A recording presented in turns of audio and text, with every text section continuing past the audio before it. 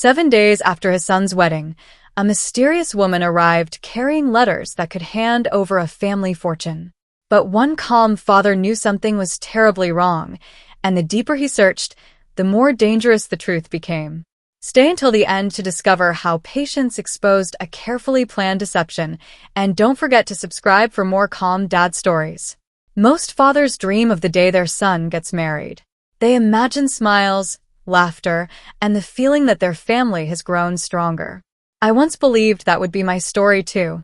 Instead, 7 days after my son's wedding, someone knocked on my front door carrying documents that could have destroyed everything my late wife and I had spent our lives building. Looking back now, I realized the warning signs were there from the beginning. I simply chose to stay quiet until the truth revealed itself. My name is Kaylin Vermont. I am 68 years old, and for over 4 decades I built a business that transformed abandoned railway stations into luxury heritage hotels throughout Europe. It was never glamorous work in the beginning.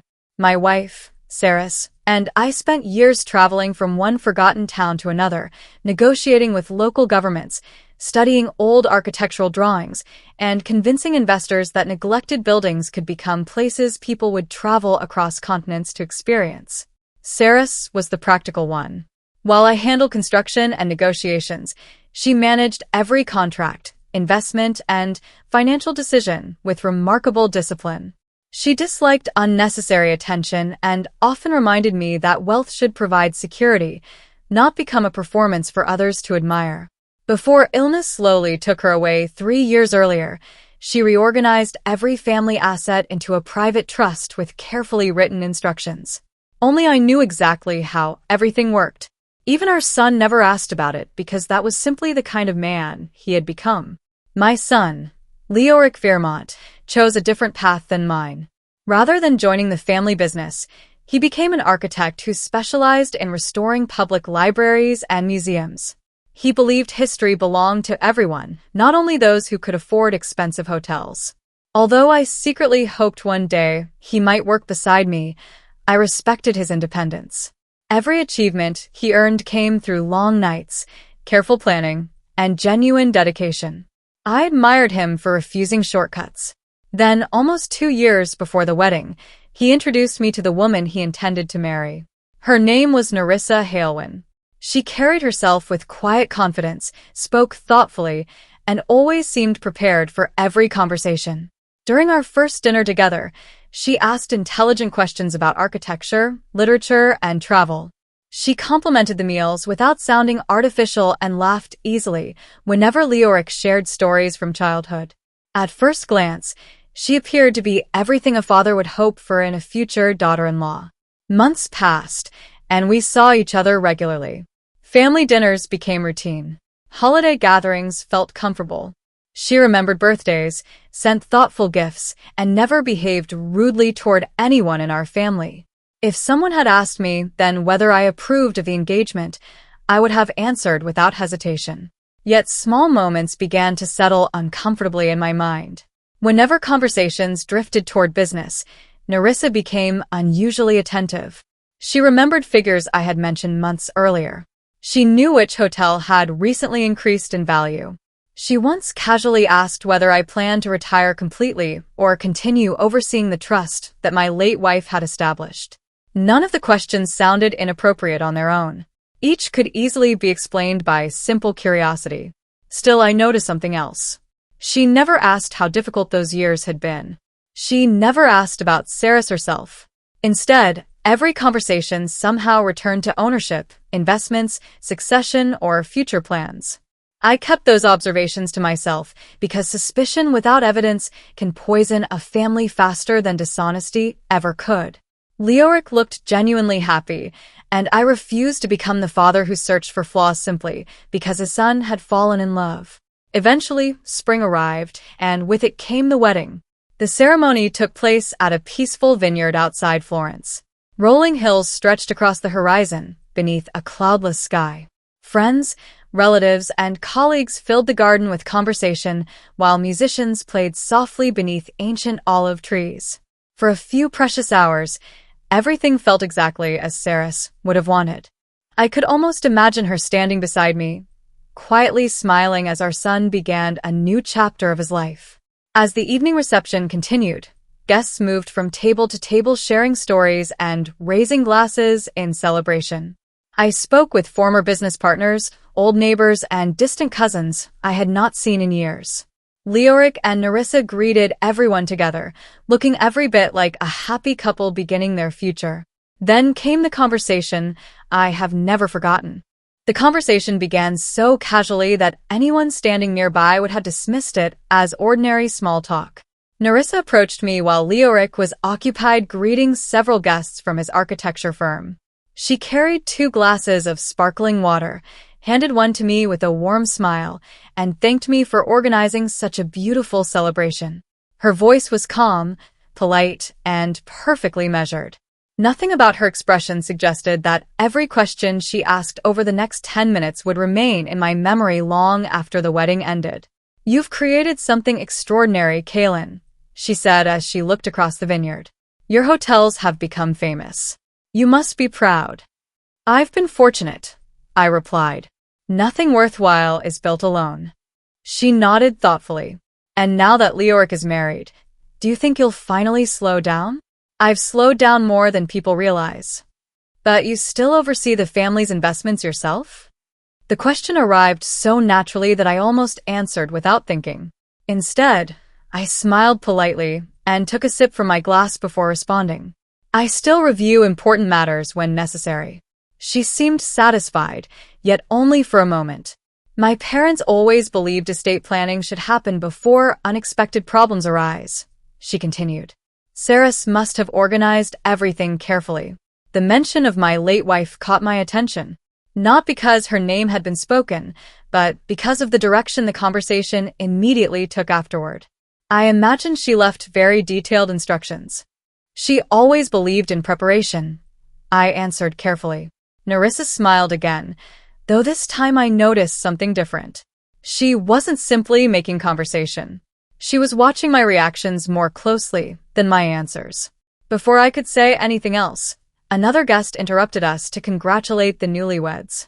The conversation ended there, but my thoughts did not. Throughout the remainder of the evening, I quietly observed instead of participating. Nerissa moved gracefully from one table to another, laughing with relatives, thanking friends for their gifts, and appearing completely relaxed. Yet every so often I noticed her looking toward me. Not often enough to seem obvious, but enough that I became aware of it. Later that evening, after dinner had been served, several longtime business associates joined me near the vineyard terrace. We discussed restoration projects, tourism, and the changing economy. Nerissa appeared again, this time standing only a few feet away while speaking with another guest. Although she never joined our discussion directly, I noticed how attentively she listened whenever someone mentioned one of my properties. One investor jokingly asked when I intended to retire. Before I could answer, Nerissa laughed softly. "Perhaps he'll finally let the next generation handle everything." The others chuckled politely. I answered with a smile. The next generation should decide their own future. Leoric happened to overhear that remark. "I've told my father many times," he said cheerfully, "I'm perfectly happy designing museums. He'll never convince me to run luxury hotels." Everyone laughed, including me. Only Nerissa remained unusually quiet for several seconds before forcing another smile. That brief silence unsettled me more than any direct question she had asked all evening. When the celebration finally ended, I returned alone to my estate just outside Florence. The house felt unusually still after the noise and music of the wedding. I loosened my tie, poured myself a cup of tea instead of wine, and sat in the library where Saris and I had spent countless evenings reviewing business plans together. Her portrait rested above the fireplace. I found myself looking at it much longer than usual. "I hope I'm imagining things," I quietly said to the empty room. The answer, of course, never came. Instead, I opened the locked cabinet beneath my desk. Inside rested a single leather portfolio containing copies of every trust document Saris had established before her death. Although the originals were protected elsewhere, these copies outlined the structure of our family's holdings in remarkable detail. Until that night, they had never left my private library. I hesitated for several minutes. Nothing illegal had happened. No threats had been made. No accusations existed. Only questions. Questions that, taken individually, meant almost nothing. Yet experience had taught me that major problems rarely announce themselves with dramatic warnings. They usually arrive disguised as ordinary curiosity. Shortly before midnight, I telephoned the independent trustee who had managed our family trust alongside Saris for many years. His name was Edmund Corvain. He answered immediately despite the late hour. "I apologize for calling so late," I said. "I'd like every sensitive document moved into the highest security archive tomorrow morning." There was a brief silence. "Has something happened?" "Not yet," I replied. "And I hope nothing ever does." Without asking another question, Edmund agreed. The following morning, every confidential record disappeared from my residence and was transferred into a secure archival vault under strict access restrictions. Even if someone searched my home from top to bottom, they would find nothing beyond ordinary financial paperwork. For the first time since the wedding, I felt a small measure of relief. That feeling lasted exactly 6 days. On the 7th morning, someone knocked firmly on my front door. When I opened it, Nerissa stood outside. She wasn't alone. Beside her stood a distinguished man carrying a slim leather case stamped with the emblem of a professional forensic document laboratory. The moment I saw that case, I understood this visit had been planned long before the wedding ever took place. For several seconds, none of us spoke. Nerissa stood on my front porch wearing a cream-colored coat despite the mild morning weather. Her expression remained calm, almost rehearsed, while the gentleman beside her held his leather case against his side with professional composure.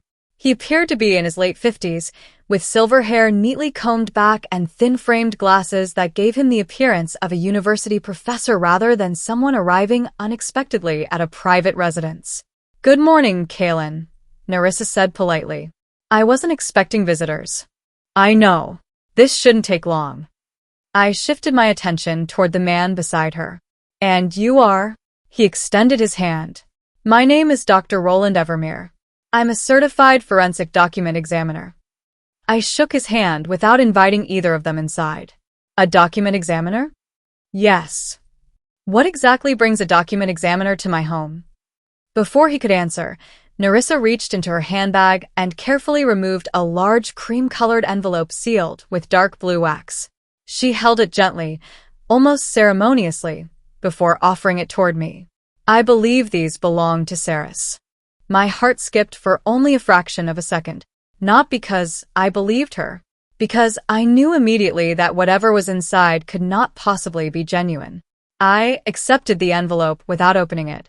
"Where did you find these?" "They were delivered anonymously 3 days after the wedding." "To whom?" "To me." I looked directly into her eyes. "And you believed they were authentic?" "I wanted an expert to determine that." Dr. Evermere nodded. "I was asked only to evaluate handwriting consistency. Nothing more." His answer was precise, professional, carefully limited. I broke the wax seal and removed several folded sheets of expensive stationery.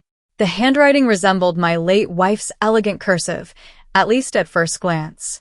Across the top of the first page appeared a familiar date from nearly 4 years earlier.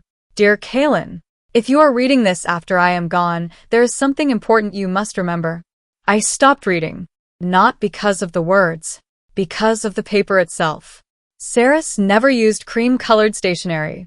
She preferred plain white cotton paper with narrow blue borders, purchased from the same stationer for over 20 years. It was one of her many habits. Small, consistent, impossible to overlook if you truly knew her. I continued reading silently. The letter claimed that after Leoric married, every family property should immediately become jointly controlled by him and his future wife. It described this as Saris's final wish and encouraged me not to delay transferring ownership. When I reached the final paragraph, I almost smiled. The signature looked convincing. Too convincing. Every curve appeared perfect. Every stroke evenly pressured. There was only one problem. During the final years of her illness, arthritis had gradually weakened Saris's hands. Her signature had become slightly uneven, sometimes trembling near the final letters of her surname. She often joked that computers had become her favorite invention because digital signatures spared her aching fingers. This signature belonged to the woman she had been 15 years earlier, not the woman she had become before she died. I slowly placed the papers back inside the envelope. Interesting. Nerissa leaned forward slightly. You recognize her handwriting? I recognize many things. And I'd like to hear how these letters reached you. She glanced briefly toward Dr. Evermere before answering. A courier left them at my apartment. No return address? She shook her head. No. And you decided the first thing to do was bring them here? I thought you deserved the opportunity to honor Saris's wishes. The wording caught my attention. Not honor the truth. Honor her wishes. A subtle difference. Dr. Evermere finally spoke again. My examination was limited to handwriting comparison against publicly available samples. Based solely on those materials, the similarities appear significant. Publicly available? I asked. Yes. What samples? Charity letters, public archives, signed exhibition catalogs. I nodded slowly. That explained everything. Anyone relying only on old public signatures would unknowingly compare the forgery against documents created long before Saris became ill. No one had shown him the signatures from her final years. Those records had never been made public. I looked back toward Nerissa. May I ask one question? Of course. Before today, had Lyric seen these? For the first time since arriving, she hesitated. No. Does he know you're here? Another pause. I wanted to confirm the truth first. That answer disturbed me far more than the documents themselves. If her intentions were honest, why exclude my son? I stepped aside and finally opened the front door wider. Please come inside. Both of them entered my library. I invited them to sit while I prepared tea. The silence stretched naturally as water boiled in the kitchen. When I returned carrying 3 cups, I placed the tray on the table and quietly folded my hands. I won't answer today, I said calmly. Nerissa looked surprised. You won't. No. I thought perhaps we could settle this immediately. I never make important decisions immediately. Dr. Evermere gave a respectful nod. That's understandable. I would like 24 hours. Nerissa's smile became noticeably tighter. Is that really necessary? It is. She looked disappointed, but she agreed. A few minutes later, they thanked me for my time and left. I watched their car disappear down the long gravel driveway before closing the front gate. Then I returned to my study and locked the door. Instead of reviewing the letters again, I reached for an old address book and dialed a number I had not called in nearly 6 years. When the voice answered, relief replaced every remaining doubt. Professor Aldrin Sorrell speaking. Aldrin, I said quietly. I believe someone has tried to imitate my late wife's handwriting. There was complete silence. Then his next sentence changed everything. Kaylin, I've been waiting for you to call. I've been waiting for you to call. Professor Aldrin Sorrell's words echoed through the receiver long after he finished speaking. For a moment, I wondered if I had misunderstood him. I sat down behind my desk, closed the study door, and lowered my voice. What do you mean you've been waiting? I couldn't contact you without evidence, Aldrin replied calmly. But about 3 months ago, someone approached my institute with a very unusual request. Aldrin had spent most of his career preserving historical manuscripts and authenticating family archives for museums across Europe. Years earlier, Saris and I had hired him to catalog several generations of Vermont family records before placing them into climate-controlled storage. If anyone understood the history of my family's documents, it was him. What kind of request? I asked.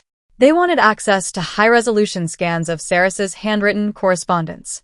My grip tightened around the telephone. Did they give a reason? They claimed they were writing a biography about prominent women in European restoration projects. And you believe them? No. His answer came immediately. The request was too specific. They weren't interested in her published letters or business correspondence. They specifically asked for private handwriting samples that had never been released. I felt the first genuine chill since Nerissa had arrived that morning. What happened next? I refused. You simply turned them away? I refused the request officially. Unofficially, I instructed my assistant to preserve every detail regarding the inquiry. Aldrin explained that every visitor entering the archive signed identification forms before accessing restricted collections. Although the individual had presented legal identification, something about his behavior had raised suspicion. He asked unusually technical questions about handwriting pressure, ink aging, and signature variation. Rather than studying historical context, he seemed interested only in reproducing writing accurately. "I've spent 40 years studying forged documents," Aldrin said. "Curiosity has a different rhythm than criminal intent." "Did you learn his identity?" "Not immediately." "What changed?" "He made one mistake." Aldrin informed me that payment for the archive consultation had been made using a corporate account connected to an antique art brokerage operating in Vienna. At first, that appeared entirely ordinary. However, several weeks later, European cultural authorities contacted the Institute regarding an investigation into forged historical manuscripts circulating through private auctions. The company name matched. My heartbeat slowed. Not from relief. From understanding. "This wasn't about inheritance from the beginning," I murmured. "No," Aldrin agreed. "Whoever approached us already possessed considerable experience producing convincing historical documents." He promised to send every preserved record immediately through encrypted email. Less than 15 minutes later, my computer alerted me that new files had arrived. I opened the folder carefully. Inside were scanned visitor logs, payment receipts, security camera images, vehicle registration photographs, copies of identification documents. Everything Aldrin had quietly preserved. The visitor identified himself as Lucien Dresker. The name meant nothing to me. I searched further through the documents. Another report explained why. Lucien Dresker operated internationally as a luxury art consultant specializing in rare handwritten collections. Publicly, he enjoyed an excellent reputation among wealthy collectors. Privately, investigators suspected him of manufacturing counterfeit historical documents worth millions. One surveillance photograph showed him leaving Aldrin's institute while speaking on a mobile phone. Another image captured him entering a black sedan registered under his company's name. Then I reached the final attachment. It contained financial records recently obtained by investigators. One payment immediately caught my attention. A transfer had been scheduled to an account belonging not to Lucien, but to Narissa Halewin. The description beside the payment simply read, "Consultation agreement." No amount had yet been transferred.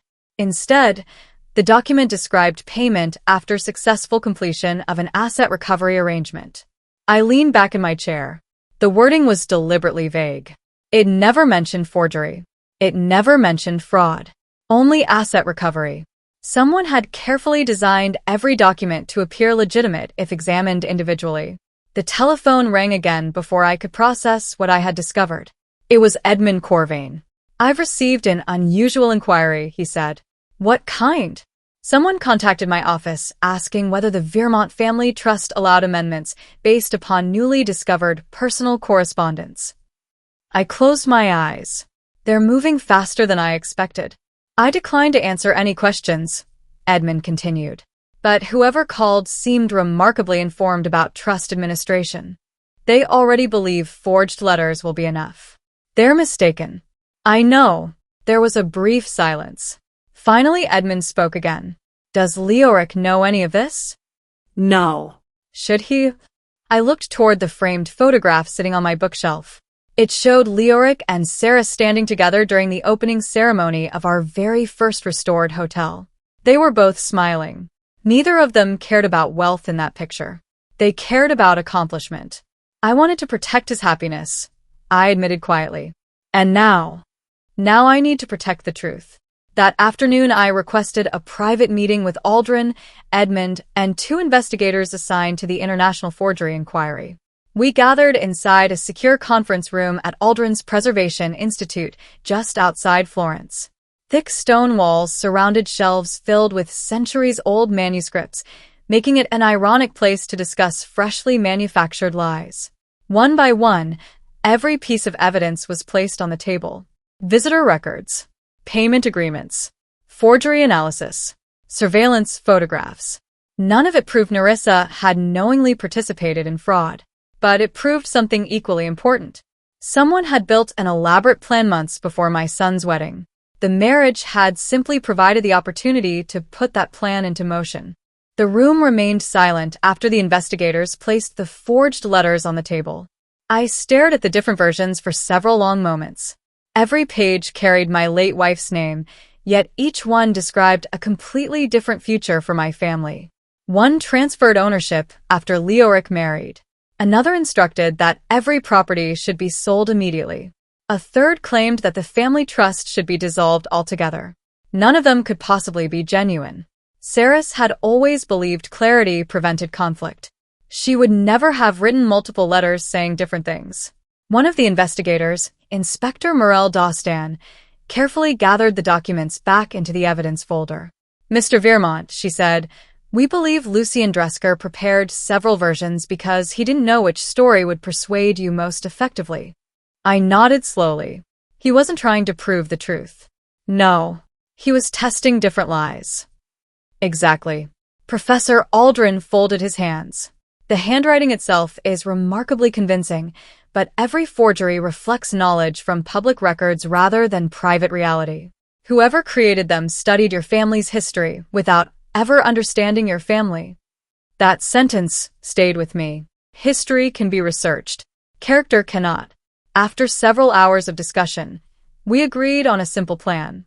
I would not accuse Nerissa immediately. Instead, I would invite both her and Leoric to my estate the following afternoon under the pretense of discussing the letters together. Meanwhile, investigators would continue gathering evidence against Lucien before making any arrests. It was a difficult decision. Not because I feared confrontation, because my son still knew nothing. Driving home that evening felt far longer than usual. Every familiar road reminded me of memories involving Leoric and Saris. We had built a peaceful family through honesty, patience, and trust.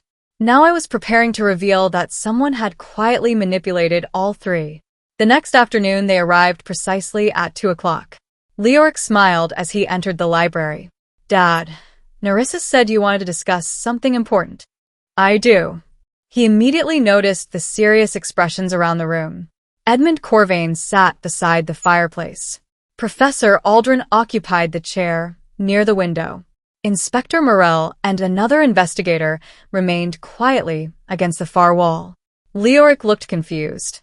"What is all this?" Before I could answer, Nerissa spoke.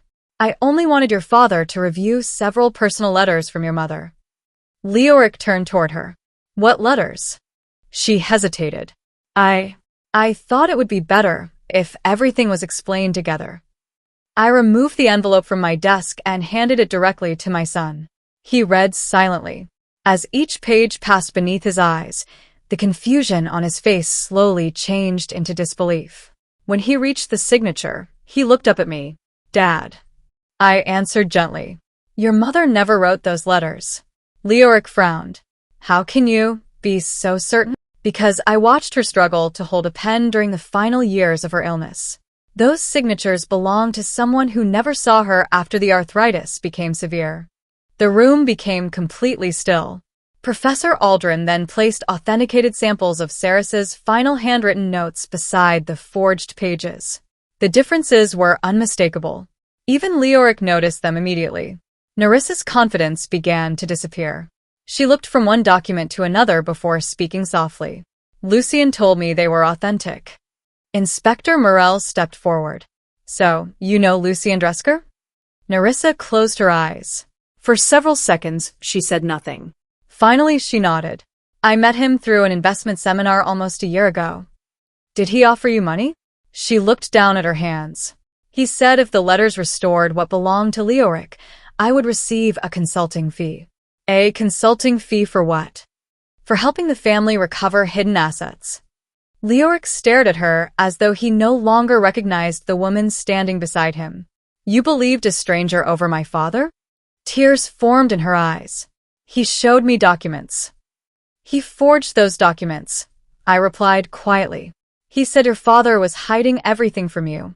Leoric's voice remained calm, but the disappointment inside it was unmistakable. You never asked me whether I even wanted an inheritance. Nerissa couldn't answer.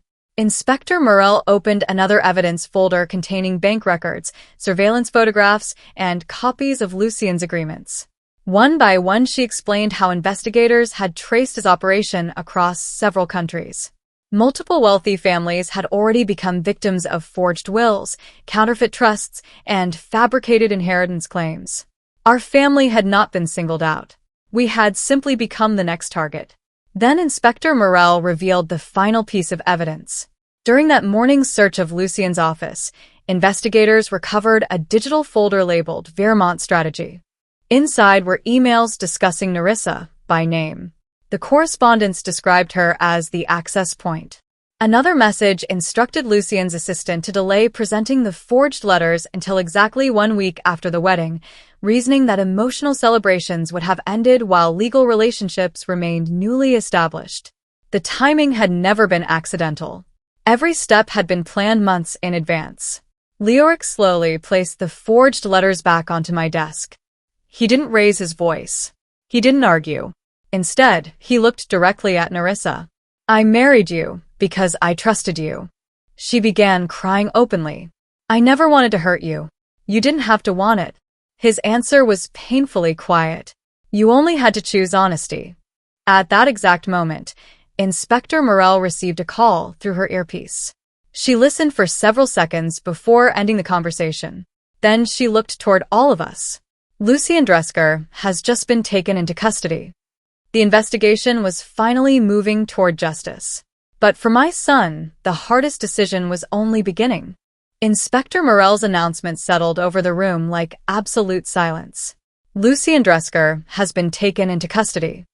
No one celebrated. No one smiled. Justice had begun, but the damage to my son's marriage could not be erased with a single arrest. Leoric remained standing beside my desk, his eyes fixed on the forged letters. The pages that had promised him wealth only minutes earlier now looked like nothing more than carefully arranged lies. Nerissa wiped tears from her face, yet she seemed unable to meet anyone's eyes. Inspector Morell gently closed the evidence folder. Our officers also recovered several computers, encrypted financial records, and communication archives. We believe Mr. Dresker's organization forged inheritance documents for multiple wealthy families over the last 7 years. Professor Aldrin added quietly, "Your family was never the objective. Your family's assets were." I looked toward Nerissa. "There is something I still don't understand." She nodded weakly. "What is it?" "You knew Leoric never asked me about money. You knew he built his own career. Why didn't that make you question Lucien's story?" She took a slow breath before answering. "Because he convinced me that your silence meant you were hiding something from your son." I remained calm. "And instead of asking me directly, I believed someone who claimed to have proof." She lowered her head. "I wanted certainty." "No," I replied gently. "You wanted certainty without conversation." Those words seemed to affect her more deeply than any accusation. Leoric finally spoke. "When did you stop trusting me enough to ask questions?" She looked at him through tears. "I thought I was protecting our future." "Our future wasn't built on property." He paused for several seconds before continuing.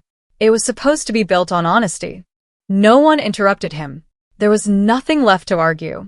Inspector Morell informed Nerissa that although investigators recognized Lucien as the principal architect of the fraud, presenting forged documents while attempting to influence a trust distribution remained a criminal offense. She would need legal representation and would be formally interviewed during the coming days. Nerissa quietly nodded. She did not resist. She did not deny the evidence. Before leaving the library, she stopped beside me. "I'm sorry, Kaylin," I answered honestly. "I believe you regret what happened." She looked hopeful for an instant. "But regret and trust are not the same thing." Her shoulders dropped. "I know." Then she slowly walked toward the front door, accompanied by the investigators. Leoric watched silently until the door closed behind her. For several minutes, neither of us spoke. Finally, he sat across from me, looking more exhausted than I had ever seen him. "I'm sorry, Dad." You've done nothing wrong. I brought this into our family. You brought someone you believed loved you. He looked away. That's still my responsibility. I leaned forward. No. Your responsibility begins with what you choose now. Several weeks passed before we spoke about the marriage again. During that time, Lucien's criminal network collapsed remarkably quickly. Investigators uncovered counterfeit wills, fabricated donation agreements, fake ownership transfers, and forged family trusts connected to victims in 5 different countries. News organizations reported the arrests almost daily. The evidence against him became overwhelming. Eventually, Lucien pleaded guilty to multiple counts of organized financial fraud, document forgery, and conspiracy. He received a lengthy prison sentence, while authorities confiscated millions of euros connected to his criminal operation. Narissa's case followed separately. Because she cooperated fully with investigators, admitted her involvement, and provided testimony that helped dismantle the organization, the court imposed a significantly lighter sentence consisting of financial penalties, probation, and permanent restrictions related to fiduciary work. She accepted every condition without appeal. Several months later, Leoric quietly finalized the divorce. He requested no compensation. He challenged no property claims. Since nearly every major asset remained protected inside the family trust, there was very little to divide. When the judge asked whether he wished to make a statement before the proceedings concluded, Leoric simply answered, "I hope we both learn to recognize honesty before opportunity." Those were the only words he spoke. Nearly a year passed. Business gradually returned to normal. Leoric immersed himself in restoring a 19th-century public library overlooking the Adriatic coast. Watching him dedicate himself to meaningful work reminded me that disappointment had not changed the man he had always been. One autumn afternoon, Professor Aldrin invited me back to the Archival Institute. "I found something while reorganizing Saras's personal collection," he explained. Inside a small storage box rested a digital recording labeled simply, "For Kaylin." My hands trembled slightly as Aldrin started the video. Saras appeared on the screen exactly as I remembered her during her final months. She looked tired but peaceful. She smiled gently. "If you're watching this," she said, "then I probably worried too much about the future." I couldn't help smiling through tears. She continued, "Kaylin, people often believe money reveals character. I don't think that's true." She paused briefly. "I think patience reveals character. If anyone ever demands proof of love through inheritance, don't rush to answer. The people who truly belong in our family will never measure their place by what they receive." The recording ended. For several minutes, I remained completely silent. Everything she had believed proved true. Hiding our fortune had never been about testing people. It had been about protecting our family from those who valued wealth more than relationships. 3 years later, Leoric married again. This time the ceremony was much smaller. His new wife, Eliane Morkant, taught history at a local university. During our first conversations, she asked endless questions about Saras, about old buildings, about family traditions, and about the stories hidden inside every restored hotel. She never once asked what any of them were worth. The evening before the wedding, I invited her to my library. I explained the existence of the family trust and apologized for bringing up financial matters before the ceremony.